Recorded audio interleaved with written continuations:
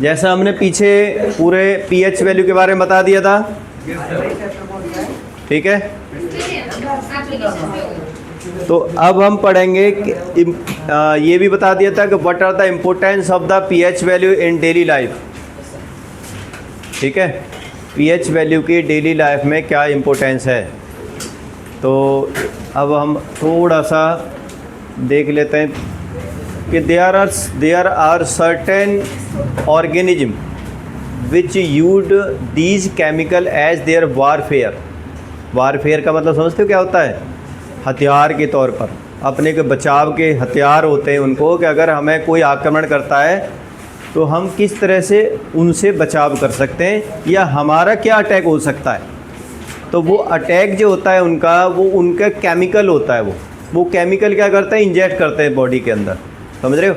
इनमें से कुछ ऐसे एनिमल्स हैं, मतलब ऐसे कुछ इंसेक्ट भी कह सकते हैं हम, कुछ एनिमल्स भी हो सकते हैं, कुछ भी हो सकते हैं। वो मतलब कहीं ना कहीं केमिकली उनका वारफेयर होता है, समझ रहे हो।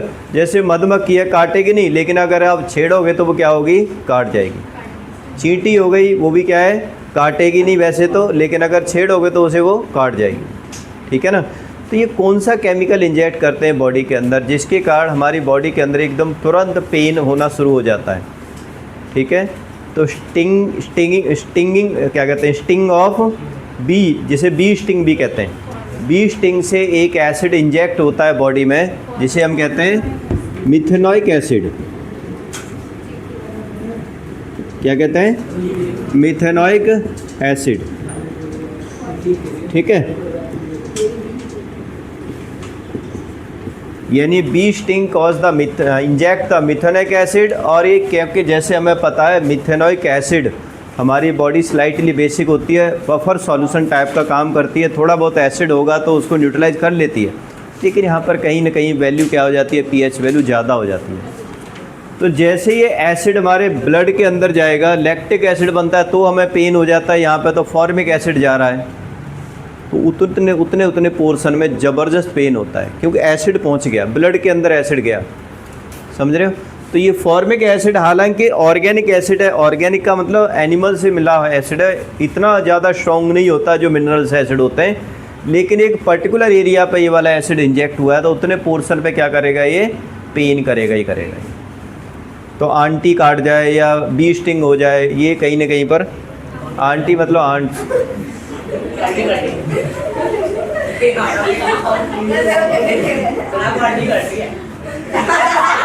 तो चींटी देखो, अभी इनको बताएंगे ना हम आंटी हैं तो कैसे काटते हैं, टेंशन मत लो। नहीं बताऊंगा, मैं बताऊँ, वो ही बताएंगे। तो मिथेनॉइक एसिड के अंदर क्या होता है?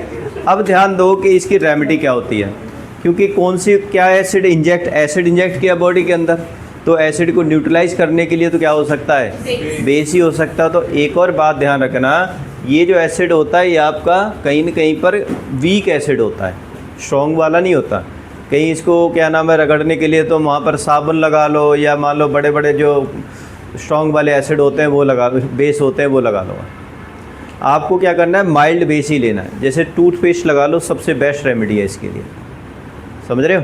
हम कहते हैं पुराने टाइम के अंदर कहते हैं कि वहाँ पर जो इंजेक्ट होता है उसको निकाल दो पहले, ठीक है ना। एक थोड़ा सा स्टिंग होता है, मतलब उसको निकाल दोगे, खींचा आता है, कांटे की तरह होता है वो। उसके बाद जो एसिड को अगर एक ऐसे रस्टेड आयरन से, रस्टेड आयरन क्या होता है आपका?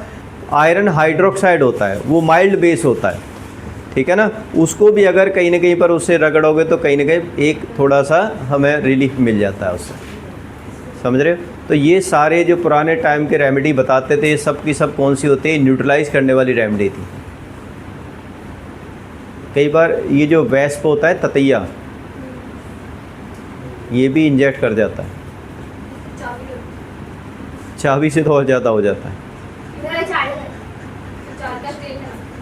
कई ततैया ऐसे होते हैं, कई कीड़े ऐसे होते हैं जो एसिड इंजेक्ट नहीं करते, वो क्या इंजेक्ट करते हैं?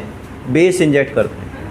हाँ, क्योंकि केमिकल्स हैं वो। बेस इंजेक्ट करेंगे तो हम क्या लगा सकते हैं? विनेगर यूज़ कर सकते हैं घर के अंदर जो होता है, नींबू यूज़ कर सकते हैं, सिट्रिक एसिड जो होता है, ठीक है। तो अगर चाबी वाला जो होता है बी स्टिंग का होता है वो, या आंट स्टिंग का होता है वो। अच्छा, एक और चीज़ होती है सेम, जब हम कई पहाड़ों पर ट्रैकिंग करते हैं ना, तो ट्रैकिंग करते समय कुछ ऐसे पौधे होते हैं कि अगर उसकी बॉडी टच हो जाए तो इतना ज़बरदस्त पेन होता है कि जैसे हमें कोई मधुमक्खी ने हमला कर दिया हो, इतना बहुत पेन होता है। उसे नेटल ट्री कहते हैं, नेटल स्टिंग।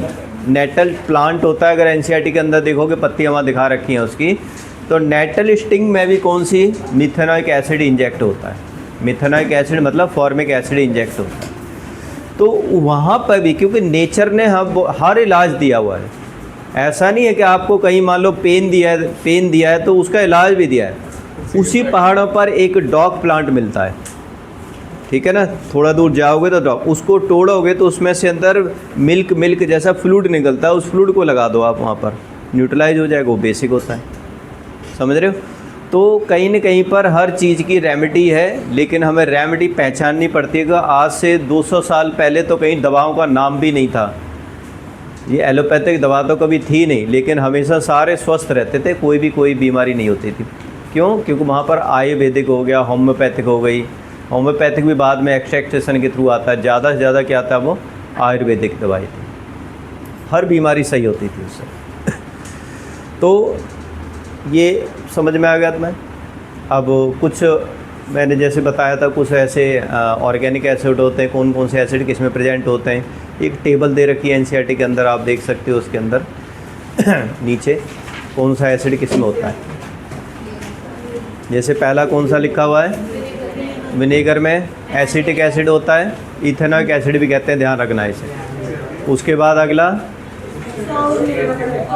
ऑरेंज में आपका कौन सा एसिड होगा, सिट्रिक एसिड होगा, ठीक है। उसके बाद टैमरिंड के अंदर इमली होती है, इमली के अंदर टार्टरिक एसिड होता है, ठीक है। उसके बाद टमाटो में ऑक्जेलिक एसिड होता है, ठीक है। और उसके बाद कर्ड के अंदर लैक्टिक एसिड होता है, सबको पता है ये वाला, ठीक है। लेमन में सिट्रिक एसिड होता है, और आंट स्टिंग के अंदर आपका ये फॉर्मिक एसिड या मिथेनॉइक एसिड होता है, ठीक है। अब कुछ क्वेश्चन है, इनको डिस्कस थोड़ा सा हम कर लेते हैं और पूछते हैं कि क्या क्या इसके अंदर हो सकता है। लिखा हुआ है कि you have the solution A and B, solution है ए एंड बी, ए की पीएच वैल्यू 6 है और बी की पीएच वैल्यू 8 है। विच सॉल्यूशन है मोर हार्ड? हाँ भी पीछे बताते हैं, अब मैं बताता हूँ। ए और बी दो सॉल्यूशन है, इसकी 6 है, इसकी 8 है, ठीक है।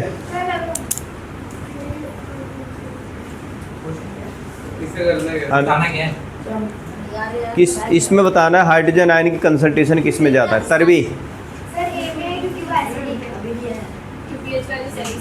पीएच वैल्यू इसकी कम होती है, वो क्या होता है, और एसिड वाले में हाइड्रोजन आयन की कंसंट्रेशन ज़्यादा होती है, ठीक है।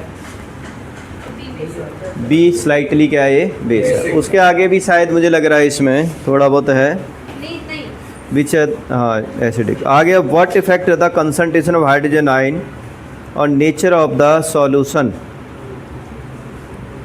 Does the concentration of hydrogen ion have on the nature of the solution? Acidic होगा तो ज़्यादा होगी। हाँ, more the hydrogen ion more is the acidic, lesser is the hydrogen ion lesser is the acidic, and more it become basic. Do the solution also have the hydrogen ion? Base solution also hydrogen ion. Why they are these basic? Yes, लेकिन concentration of the hydroxide ion is more than the concentration of hydrogen ion, ठीक है। That's why they are considered to be the base. उसके बाद एक और question है इसके अंदर, ये है आपका कि under what conditions do you think the farmer would treat the soil of this field with a quick lime और स्लैग्ड लाइम और चॉक पाउडर? ये देखो तीनों के तीनों क्या है, क्विक लाइम हो गया, स्लैग्ड लाइम हो गया, चॉक पाउडर हो गया, ये सारे के तीनों क्या है, बेसिक है। यानी कहने का मतलब है उसकी जो सॉइल थी वो कहीं न कहीं पर ख़राब थी, वो इसलिए उसको क्या डाला, उसने बेस डाला। अब बेस क्यों डालेगा उसको, जब उसकी सॉइल क्या होगी, एसिडिक होगी, ठीक है ना, तब बेस डाला। तो इसका मतलब इसका सॉइल का नेचर पूछा हुआ था, सॉइल क्या होनी चाहिए उसकी, एसिडिक होना चाहिए। ठीक है, ये समझ में आ गया होगा सभी के। अब आगे टॉपिक पे आते हैं हम, सॉल्ट। सॉल्ट जैसे हमने पीछे बताया था, जब भी एसिड और बेस आपस में रिएक्ट करते हैं तो हम क्या कहते हैं उसे? सॉल्ट कहते हैं। ठीक है, एक और ध्यान दो, जैसे मैंने पीछे बताया था, स्ट्रॉन्ग बेस कौन से होते हैं? NaOH, और ये दो स्ट्रॉन्ग बेस हैं। और स्ट्रॉन्ग एसिड HCl, HNO3 और H2SO4। अभी फ़िलहाल ये याद रखो। और weak acid other than this, इसके अलावा जितने भी हैं वो सारे वीक एसिड हैं। जैसे जितने भी ऑर्गेनिक एसिड हो गए, ऑर्गेनिक एसिड का मतलब अभी जो पीछे हमने पढ़ा है टमाटर के अंदर, नींबू के अंदर, ये सारे क्या हैं? वीक एसिड हैं। ठीक है, वीक बेस हो गए अदर देन, इनके अलावा जो मेटल के बेस होंगे, चाहे वो कैल्शियम हाइड्रोक्साइड हो गया, मैग्नीशियम हाइड्रोक्साइड हो गया, एल्यूमिनियम हाइड्रोक्साइड हो गया, जिंक हाइड्रोक्साइड हो गया, कॉपर, जो भी मतलब मेटल के हाइड्रोक्साइड होंगे वो सारे, अमोनियम हाइड्रोक्साइड हो गए, ये सारे क्या है? वीक बेस हैं। ये दो के अलावा, समझ रहे हो? अब ये तुम्हें याद कर लेना है। इसके बाद अब आपको इन्हीं एसिड और बेस से बनते हैं आपके एक एसिडिक, मतलब सॉल्ट जो बनते हैं वो तीन तरह के सॉल्ट होते हैं। एक एसिडिक सॉल्ट, बेसिक सॉल्ट, और एक होता है न्यूट्रल सॉल्ट। ठीक है, इसमें भी एक और आता है फैमिली ऑफ सॉल्ट, एक होता है फैमिली ऑफ सॉल्ट। अब फैमिली ऑफ सॉल्ट क्या है?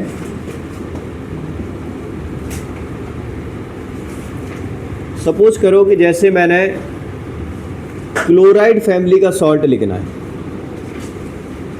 क्लोराइड फैमिली, तो इसका मतलब क्लोराइड का मतलब क्लोराइड होगा, चाहे वो पोटासियम क्लोराइड हो, चाहे वो सोडियम क्लोराइड हो, चाहे वो कैल्शियम क्लोराइड हो, चाहे वो मैग्नीशियम क्लोराइड हो। मतलब जब कभी भी किसी भी सॉल्ट में एक आयन कॉमन होता है, या एनायन कॉमन हो या कैटायन कॉमन हो, तो उसे हम क्या कहेंगे? Family of salt. जैसे सोडियम फैमिली के लिख भी हो सकती है, cation family, sodium chloride, sodium sulphate, sodium nitrate, sodium acetate, ये सोडियम फैमिली के हो गए। ठीक है ना? जैसे आपको आ जाए कि दो सल्फेट फैमिली के सॉल्ट लिखो, तो इसका मतलब क्या है? आपको सल्फेट वाला आयन लगाना है, तो क्या हो जाएगा यहाँ पर? Potassium sulphate, sodium sulphate, calcium sulphate, magnesium sulphate, aluminium sulphate, sulphate वाला हो जाएगा। ठीक है, तो जब किसी भी सॉल्ट के अंदर एनायन भी कॉमन हो सकता है और कैटायन भी कॉमन हो सकता है, वो आपका फैमिली ऑफ सॉल्ट आना है। समझ में आ गया? अब ये तीन तरह के सॉल्ट होते हैं। इस सॉल्ट में तीन तरह के में एक सॉल्ट है आपका न्यूट्रल सॉल्ट।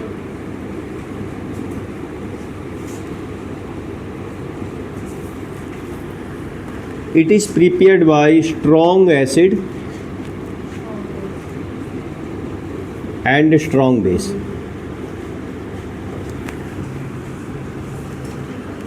तो न्यूट्रल सॉल्ट बनेगा।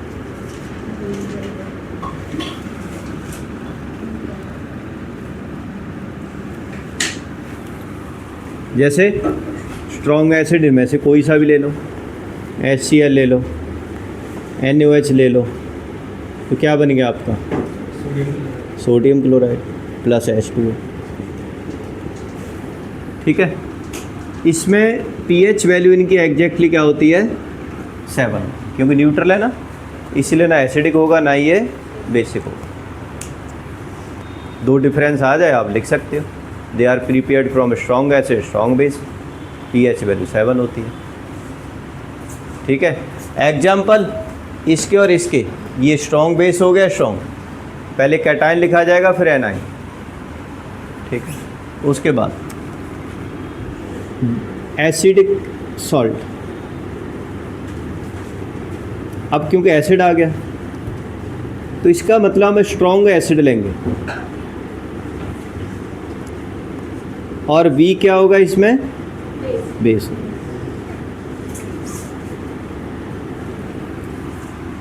वीक बेस ये दोनों नहीं लेने, आप कोई भी ले लो, कैल्शियम हाइड्रोक्साइड ले लो, अमोनियम हाइड्रोक्साइड ले लो,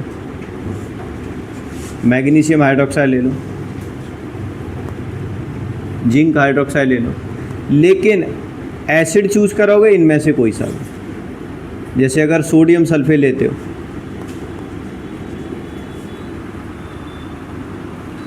sorry sulphuric acid,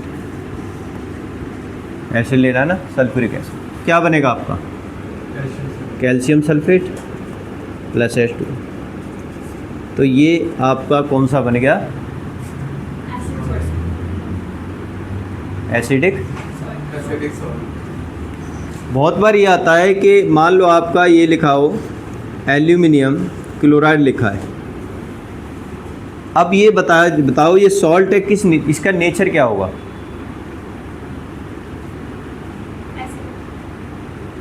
acidic salt. क्यों, क्योंकि इसके अंदर कौन सा आयन है, जब भी सोडियम आयन का और पोटासियम आयन होगा तो वो स्ट्रॉन्ग बेस में चला जाएगा और जब भी ये आयन होगा क्लोराइड सल्फेट या नाइट्रेट आयन होगा तो स्ट्रॉन्ग एसिड में चला जाएगा, यानी एसिडिक बन जाएगा। अब यहाँ एल्यूमिनियम सोडियम पोटासियम तो है नहीं, यानी ये वीक बेस हो गया, और ये क्या हो गया, क्लोराइड आ गया, आप क्या क्लोराइड फैमिली का हो गया, ये स्ट्रॉन्ग वाला हो गया। तो वीक बेस हो गया, स्ट्रॉन्ग एसिड हो गया, तो इसका मतलब एसिडिक सॉल्ट। बहुत बार ये भी आता है कि अगर बाई चांस आपको मैं मैग्नीशियम सल्फेट लिख देता हूँ यहाँ पर, और ये कहा जाए बताओ इसका नेचर बताओ, और ये भी बताओ कि ये कौन से बेस से बनाया गया और कौन से एसिड से बनाया गया, तो आपको ध्यान दो कि ये तो बेसिक पार्ट होता है। तो मैग्नीशियम के अंदर हाइड्रोक्साइड लगा दो, फॉर्मूला बना दो, और ये मैग्नीशियम हाइड्रोक्साइड बन गया। और ये सल्फेट किससे आएगा आपका, सल्फ्यूरिक एसिड से आएगा। अब कर दो इसको कंप्लीट, आपका बेस बन गया ठीक है ना, क्योंकि ये एसिडिक सॉल्ट है, तो एसिड की पीएच वैल्यू क्या होती है, लेस देन 7। तो दूसरा एग्जाम्पल क्या हो जाएगा, मतलब डिफरेंस क्या हो जाएगा कि it has the pH value less than 7। समझ में आ गया। इसके बाद जो तीसरा होता है आपका, वो कौन सा होता है, बेसिक सॉल्ट। बेसिक सॉल्ट के अंदर आपको क्या मिलेगा कि स्ट्रॉन्ग बेस, या तो सोडियम आयन सोडियम का होगा या पोटासियम का होगा, प्लस में वीक एसिड, मतलब वीक एसिड मतलब अदर दैन क्लोराइड सल्फेट या नाइट्रेट आयन उसमें नहीं होंगे, तो यहाँ बन जाएगा आपका बेसिक सॉल्ट। ठीक है, जैसे अगर आप स्ट्रॉन्ग बेस लेना चाहते हो तो आपको NaOH ले लो, कार्बोनेट ले लो, ठीक है, वीक एसिड है, CH3COOH ले लो, वीक एसिड है, समझ रहे, या फिर और भी एसिड ले सकते हो, फास्फोरिक एसिड ले लो, ये बनेगा आपका Na2CO3 प्लस में H2O। इसको रिएक्ट कराओगे तो ये बनेगा आपका CH3COONA सोडियम एसीटेट प्लस में H2O, जिसे कहते हैं sodium acetate sodium carbonate, sodium carbonate sodium bicarbonate, calcium carbonate calcium bicarbonate, ये सारे बेसिक क्या होते हैं, सॉल्ट होते हैं। ठीक है, कैल्शियम वाला नहीं, सोडियम कार्बोनेट बेसिक सॉल्ट होगा, पोटासियम कार्बोनेट बेसिक सॉल्ट होगा, सोडियम बाइकार्बोनेट भी बेसिक सॉल्ट होगा। ठीक है, सोडियम एसीटेट बेसिक सॉल्ट होगा। इसकी पीएच वैल्यू क्या होगी? More than 7। समझ में आ गया? तो this is what about the salt, जो 3 तरह के सॉल्ट थे। ठीक है, अब आगे आते हैं हम केमिकल रिएक्शन। अभी तक कोई केमिकल रिएक्शन नहीं थी ज़्यादातर, अब आपका मोस्ट इम्पोर्टेंट पार्ट आएगा केमिकल रिएक्शन का। ठीक, मोर अबाउट द सॉल्ट। अब what is the importance of salt in our daily life? Practical life में सॉल्ट की क्या इम्पोर्टेंस है? कौन कौन से ऐसे सॉल्ट है जिनको हम डेली लाइफ में यूज़ करते हैं? तो आपको ये पता है कि घर के अंदर भी सॉल्ट यूज होता है, कॉमन सॉल्ट। ठीक है, केमिकल बनने से पहले, केमिस्ट्री को आने से पहले, जब से इंसान पैदा हुआ था उस समय से ही कॉमन सॉल्ट यूज होता आ रहा है। 2 जगह से कॉमन सॉल्ट मिलता है, पता है कहाँ से? एक तो ओशियंस है और एक ड्राइड रॉक। ड्राइड रॉक समझते हो ना? जो बहुत पुराने टाइम में ओशियंस थे वहाँ पर, लेकिन ड्राई हो गए, तो जो सॉल्ट था वो किस फॉर्म में हो गया? वो रॉक सॉल्ट बन गया। ठीक है, अब रॉक सॉल्ट का कलर कौन सा होता है? क्या वाइट होता है? वो ब्राउन कलर होता है। क्यों? क्योंकि उसके अंदर बड़ी सारी क्या होती हैं? इम्प्योरिटीज़ होती हैं। उस इम्प्योरिटीज़ की वजह से उसका कलर कौन सा हो जाता है? ब्राउन कलर हो जाता है। ठीक है, there are the bygone sea salt. Bygone salt मतलब बाईगॉन रॉक्स, मतलब सी था बहुत पुराने टाइम में, सी था, दैट सी वर ड्राइड, मतलब ड्राई हो गया, and converted that of the salt in the rock salt, and this rock salt is the discolour, मतलब ब्राउनिश कलर होता है due to the presence of the certain impurities. एक salt ऐसा भी है जो हमारे भारत की इंडिपेंडेंस में बड़ा, उसका एक बहुत बड़ा रोल था। गांधी जी ने जो मतलब क्या नाम है, लोगों की जो कहते हैं ना नस पकड़ी थी, वो वही चीज़ पकड़ी थी कि भाई अगर हम ये वाली चीज़ें को लेते हैं तो ये जन जन तक, मतलब हर आदमी तक पहुँचेगा ही पहुँचेगा। बेसिक नीड्स थी वो। तो कहते हैं ना कि हाँ, दो पीछे पानी पी रही है उनसे पी लो। देखो आगे, तो ये तो हमने बता दिया आपको कि सॉल्ट एक बहुत ही importance, common salt is a very important salt. अब क्यों इम्पोर्टेंट है, इसका भी रीज़न पढ़ते हैं। अब केमिकली सॉल्ट NaCl होता है, इससे भी बहुत सारी चीज़ें बनाई जाती हैं। ऐसा नहीं कि क्या नाम है सिर्फ खाने में यूज होता है, इससे केमिकल भी बनाए जाते हैं, क्योंकि इसमें 2 इम्पोर्टेंट चीज़ें होती हैं, सोडियम भी होता है और इसको अलग अलग कर दो, यूज हो जाएगा। सोडियम से इतने सारे कंपाउंड बनते हैं। अब बताते हैं हम प्रोसेस, एक आगे प्रोसेस है, कौन सी वाली? जैसे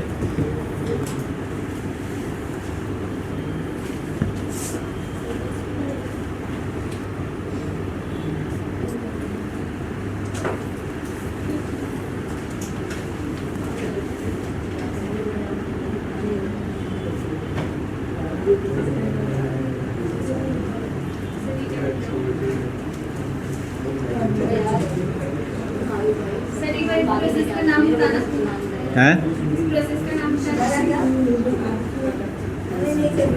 श्योर एल्काली प्रोसेस। छोड़ देंगे सर, LPL। तो फिर पूछ क्यों रहे हो, मुझे पता है तुम्हें तो। नाम से कितना नहीं जाता है। ये इलेक्ट्रोलिसिस की प्रोसेस है।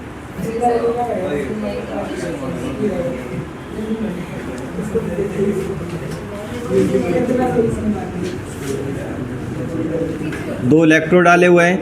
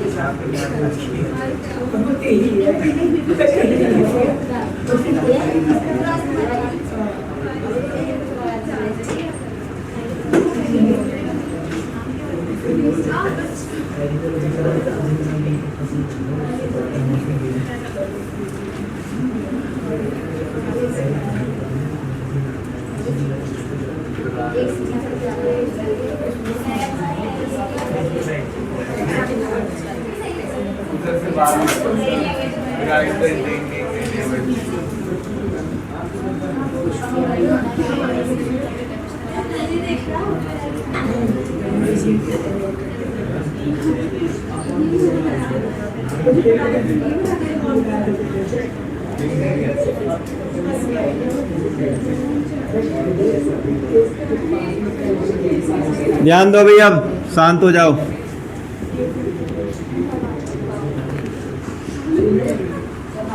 ये है इलेक्ट्रोलिसिस ऑफ ब्राइन।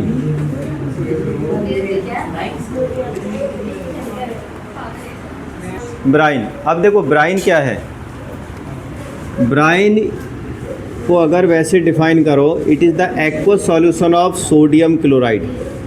यानी जो सोडियम क्लोराइड यानी कॉमन सॉल्ट है ना, उस कॉमन सॉल्ट में वाटर एक्स कर दोगे, ऐड कर दोगे तो क्या बन जाएगा, वो ब्राइन बन जाएगा। ठीक है। तो अब जब ब्राइन का इलेक्ट्रोलिसिस करते हैं, NaOH NaCl प्लस में H2 इलेक्ट्रोलिसिस करोगे, इलेक्ट्रिसिटी पास करोगे, तो यहाँ पर जो प्रोडक्ट बनेंगे, बाई प्रोडक्ट बनेंगे hydrogen plus chlorine plus sodium hydroxide. ये तीन आपके बाई प्रोडक्ट बनेंगे। ठीक है। अब क्योंकि हाइड्रोजन क्योंकि इलेक्ट्रोलिसिस कर रहे हैं तो कैथोड और एनोड भी मार्क करना जरूरी होता है। कैथोड हमेशा कौन सा होता है पता है आपको? नेगेटिव वाले को कैथोड कहते हैं और पॉजिटिव वाले को एनोड कहते हैं। तो आप देख सकते हो आपका ये जो बड़े वाला डंडा लगते हैं ये पॉजिटिव होता है, छोटे वाले की तरफ ये नेगेटिव होता है। ठीक है, ये ध्यान रखना है। तो इधर आपका क्या हो गया, एनोड हो गया, इधर क्या हो गया, तो कैथोड पे क्या निकलेगी, एनोड पे क्या निकलेगी, क्लोरीन गैस, और कैथोड पे क्या निकलेगी, हाइड्रोजन गैस। समझ रहे हो? तो अगर मैं यहाँ पर ये आपका कैथोड पर और ये आपका एनोड पर। अब क्योंकि होता क्या है, ध्यान दो इधर, अगर जब इसको हम क्या नाम है आयन में कन्वर्ट करते हैं तो ऐसे होता है, Na+ हो गया, Cl- हो गया, H+ हो गया, OH- हो गया। आपको पता है ये 4 आयन प्रेजेंट होते हैं इलेक्ट्रोलिसिस के अंदर। सोडियम भी प्रेजेंट होता है, क्लोराइड भी प्रेजेंट होता है, हाइड्रोजन आयन भी प्रेजेंट होता है, हाइड्रोक्साइड भी आयन प्रेजेंट होता है। अब होता क्या है इसके अंदर, अब कैथोड पर जाने के लिए 2 आयन है। कैथोड पर तो माइनस वाला ही जाएगा, एनोड पर कौन सा जाएगा, प्लस। ये कैथोड पर प्लस वाला जाएगा और एनोड पर माइनस वाला, क्योंकि ये प्लस है ना और ये माइनस होता है। यहाँ पर कैथोड माइनस होता है तो ये प्लस वाला आयन जाएगा। तो अब होता क्या है, सोडियम और हाइड्रोजन में से दोनों के अंदर ये आगे जाके पढ़ोगे जब 11th में आएगा केमिस्ट्री, वहाँ पर ये एक कंपटीशन समझ लो एक तरह से, कि भाई कौन स्टे करना चाहेगा वाटर के अंदर, या वाटर के मॉलिक्यूल्स के साथ में कौन ज़्यादा इंटरेक्ट कर रहा है। ठीक है, कौन ज़्यादा अट्रैक्ट हो रहा है इस प्लस की तरफ, माइनस की तरफ, या उधर प्लस की तरफ। तो इसको इलेक्ट्रोपोटेंशियल कहते हैं, वो आप आगे जाके पढ़ोगे। तो सोडियम क्या होगा, sodium will stay in water rather than go toward the cathode. Sodium कहाँ रहेगा, पानी के अंदर, वाटर के साथ कंफर्टेबल ज़्यादा है। और हाइड्रोक्साइड किधर मूव कर जाएगा अभी, कैथोड की तरफ। तो हाइड्रोक्साइड कैथोड की तरफ मूव करने के कारण वहाँ से 2 इलेक्ट्रॉन लेगा और तुरंत हाइड्रोजन H2 के अंदर ये कन्वर्ट हो जाएगा। ये कैथोड की होने वाली रिएक्शन है। तो इलेक्ट्रॉन लेगा, कैथोड पे तो इलेक्ट्रॉन ही है, माइनस का चार्ज है। ठीक है। एनोड पर क्या होगा, अब क्लोराइड और हाइड्रोक्साइड में भी वही आना है। क्लोराइड किधर मूव कर जाएगा, वो हाइड्रोक्साइड वाटर के अंदर रह जाएगा।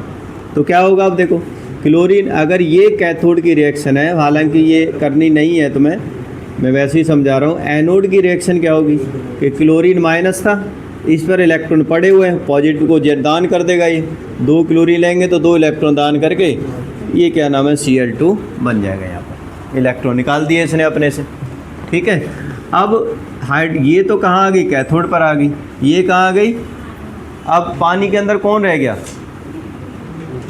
सोडियम आयन बेचारा रह गया, हाइड्रोक्साइड भी रह गया। अब ये क्या करेंगे, कहेंगे यार हमारे मित्र तो चले गए, ऐसा करते हैं हम दोनों पास पास में आ जाते हैं, ठीक है। तो दोनों कहाँ पहुँच जाते हैं, पास में आकर के क्या बना देते हैं, ये सोडियम हाइड्रोक्साइड, ठीक है। तो इस तरह से ये जो सोडियम हाइड्रोक्साइड बनता है ये नियर द कैथोड बनता है, कैथोड के आसपास, क्योंकि सोडियम थोड़ा ज़्यादा बेसिक होता है ना, इसलिए वो कहाँ पर स्टे करता है, वो सोडियम वहाँ पर क्या नाम है इसके पास, ठीक है। तो इस तरीके से ये वाली रिएक्शन पूरी परफॉर्म होती है। लेकिन आपको ये वाली रिएक्शन आपको याद रखनी है, कौन सी हमने कहाँ लिखाई थी, ये वाली मेन ये रिएक्शन, हाँ। क्योंकि एक और ध्यान रखना, इसमें क्लोरीन बनती है और ये सोडियम हाइड्रोक्साइड को एल्कली कहते हैं हम, क्या कहते हैं, एल्कली। जितने भी सोडियम पोटासियम के बेस होते हैं या सॉल्ट होते हैं वो सारे क्या कहते हैं, एल्कली। वाटर सॉल्युबल बेस को हम क्या कहते हैं, एल्कली कहते हैं। Sodium hydroxide, potassium hydroxide, caesium hydroxide, francium hydroxide और क्या नाम है, और भी कई सारे होते हैं इसके अंदर, ठीक है। तो ये सारे बेसिक बेस होते हैं। तो बेस बना इसमें एल्कली, एल्कली प्रोड्यूस हुआ, क्लोरीन प्रोड्यूस हुआ, तो इसीलिए इस रिएक्शन का नाम क्या रखा हुआ है, क्लोर एल्कली प्रोसेस। कई बार आता है why it is called the chlor alkali process, during the electrolysis of brine water we obtained chlorine for chlor and base मतलब alkali sodium hydroxide for the alkali, that's why it called chlor alkali process. We get chlorine at anode and sodium hydroxide alkali, alkali sodium hydroxide near base, near cathode।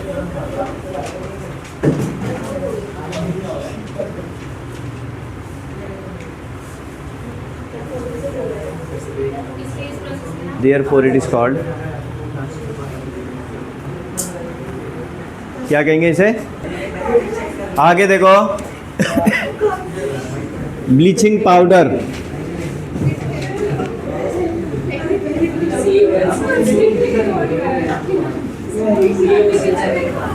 तो bleaching powder ध्यान रखना, yellowish एक powder होता है, bleaching powder है, तो आपने वैसे नाम भी सुना होगा इसका।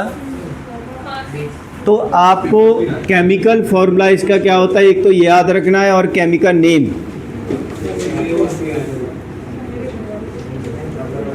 CaOCl2 यानी calcium oxychloride.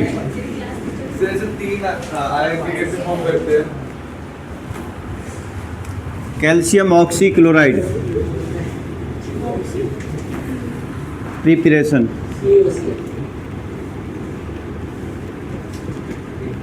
It is prepared by passing chlorine through the slacked lime।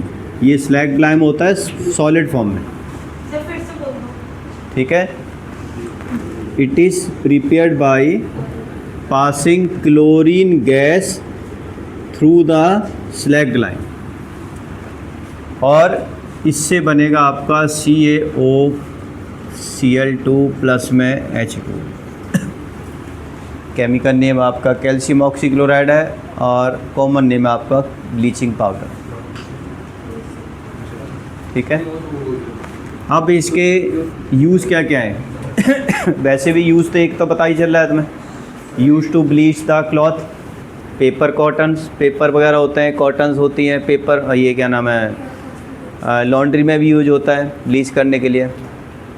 Colour वगैरह होता है ना, कलर को हटाने के लिए ये ब्लीचिंग पाउडर यूज होता है। डिसइंफेक्टेंट का वाटर, समझ रहे हो, जैसे स्विमिंग पूल के अंदर जाते हो ना, स्विमिंग पूल के अंदर बहुत सारी क्या डाली जाती है वहाँ, ये ब्लीचिंग पाउडर डाला जाता है।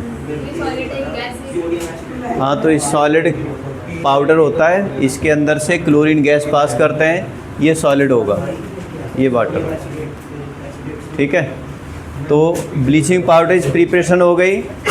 Act as a strong oxidising agent. Oxidising agent इसलिए कहते हैं कि ऑक्सीजन प्रोवाइड करता है बहुत जल्दी है किसी के साथ। ठीक है, तो तीन एलिमेंट्स का बॉन्ड कैसे बनता है? किसका? तीन एलिमेंट्स से बना है यहाँ पे। ये आगे जाके पढ़ोगे तुम इस चीज़, अभी सिर्फ रटना है। हैं? नहीं भाई, इनका अलग है, क्योंकि और भी क्या नाम है वो चीज़ें होती हैं बॉन्ड के अलावा। क्योंकि अभी तो तुमने कोवालेंट बॉन्ड ही नहीं पढ़ा, कोवालेंट क्या होता है, तो फिर कैसे बताएं? अभी तो आयनिक बॉन्ड भी नहीं पढ़ा कैसे होता है, फिर कैसे बताएंगे? अभी तो मेटल नॉन मेटल भी है और ये भी है, उसके बाद ही पता चलेगा। हाँ, वहाँ पता चल जाएगा थोड़ा। 3 का क्या 4 का H2SO4 में कैसे बॉन्ड होता है, फिर तो उसमें तो 5 एलिमेंट होते हैं। नहीं, अब देखो H3PO4 में कौन सा बॉन्ड होता है, P2O5 में कौन सा बॉन्ड होता है। तो इसका मतलब ये थोड़ी है क्या नाम है कि ये सारी चीज़ें सिर्फ इन्हीं चीज़ों से पता चल जाएंगी तुम्हें। आगे थोड़ा थोड़ा बताने की कोशिश करेंगे जब बॉन्ड पढ़ लेंगे। चलो खैर, कैल्शियम हाइड्रोक्साइड ये समझ में आ गया। ये रिएक्शन तो आपको लर्न करनी है, इनका कोई वो नहीं है, आपको लर्न करनी पड़ेंगी ये वाली रिएक्शन। ठीक है, उसके बाद यूजेज भी हो गए इसके। अब दूसरा कंपाउंड जो आता है, जो हम डेली यूज़ करते हैं, वो आता है आपका baking soda.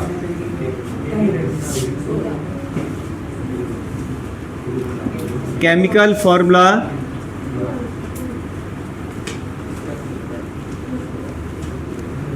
NaHCO3, sodium bicarbonate या हाइड्रोजन कार्बोनेट।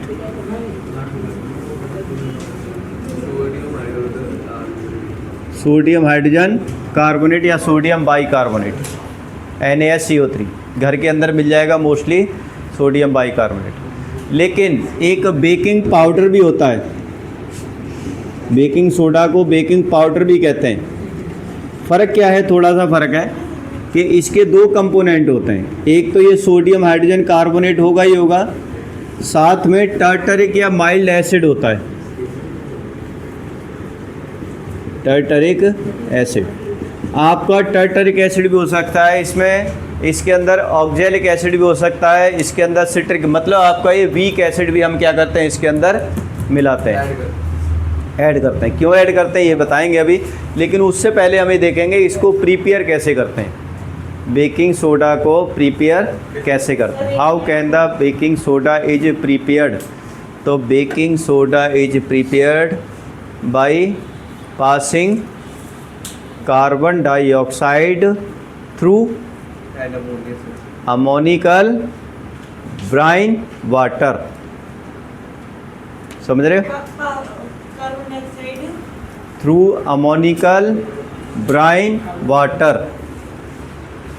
ठीक है। Baking soda is prepared by passing carbon dioxide through ammoniacal brine water. अब हम पूछते हैं यहाँ पर पीछे से ही, क्योंकि शुरुआत करनी पड़ती है, हम आगे से तो हम करते ही नहीं कभी भी। ठीक है, इसको हम थोड़ा सा था अमोनिकल ब्राइन वाटर। तो अब ब्राइन वाटर तो क्या हो गया, NaCl हो गया और H2O, ये तो ब्राइन वाटर हो गया। अमोनिकल है तो इसका मतलब अमोनिया भी है इसके अंदर तो इसे हम कहेंगे अमोनिकल ब्राइन वाटर। और इसमें क्या पास करनी है हमें, CO2 पास करनी। चारों इंग्रेडिएंट आ गए।